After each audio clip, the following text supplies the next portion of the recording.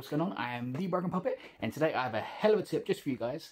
It's going to turn your work from this to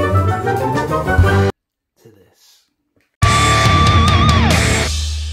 Now this trick is dead simple to learn and anyone can do it. It will instantly up your game straight away. It's such a simple thing, but my god does it work wonders.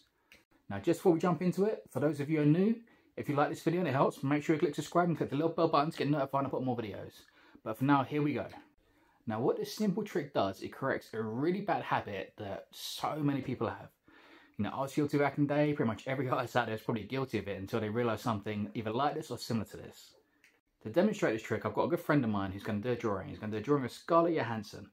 And basically he's going to do the first drawing without my trick. So exactly how you would normally try and attempt to draw the face. And then I'm going to leave a little bit, I'm going to show him the trick, and then he's going to do it afterwards again. And you're going to see the major transformation from the first video to the second one. So you can see he's trying to draw exactly what he sees with no guidance. He's just going to sort of build it up the way he thinks it's supposed to be. You know, all the lines are kind of like just what he perceives to be there. But the problem is the form's kind of all off and it's not where it's supposed to be, and evidently he ends up being a bit embarrassed about it. Not that there's any need to be. But yeah, he kind of draws what he thinks he sees. So you can see that video was without the technique that I'm going to teach you now. You know, this technique is dead simple, and here we go.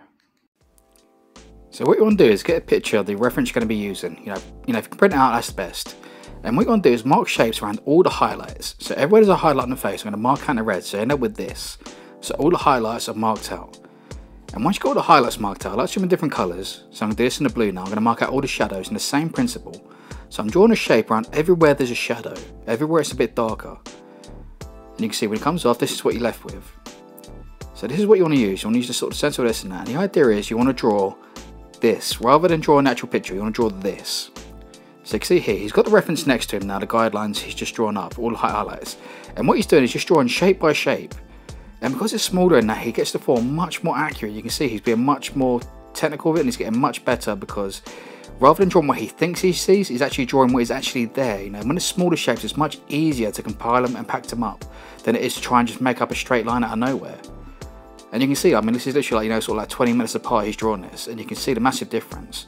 And once he's got those shapes in there, he's looking at reference now without the lines, and now he's got those guidelines. He can go back in there and correct it to make it look the way he wants to. And then the shadows, he can just mark in the sketch lines, and he gets the rough shadows where they're supposed to be. And it makes a massive difference. You can see here the difference between the two of these is just incredible. And this is literally just 20 minutes apart.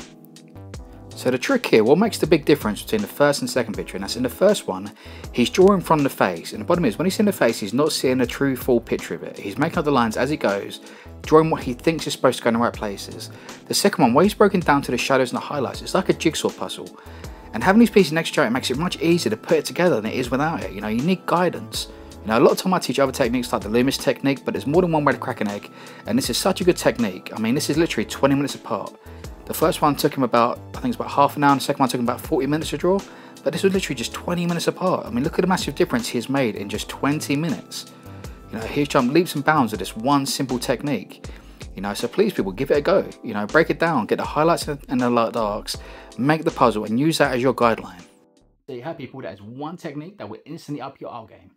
You know, I hope it helped you guys. If it has helped you, I'd love to see you guys do the same sort of thing. Do a picture without your technique, and then do it with the technique and see the difference, and send it to me, tag me in it. You know, I love seeing what you guys do. I want to know that this really does help you guys. You know, and if it does, you know, like I said, if you're brand new and this has helped you, make sure you click subscribe, and make sure you click the little bell button because it will notify you when I put more videos. I've got loads of videos like this coming out every single day, pretty much all the time. So yeah, I hope to help people. I'm the Broken Puppet, and I'll see you next time. Peace.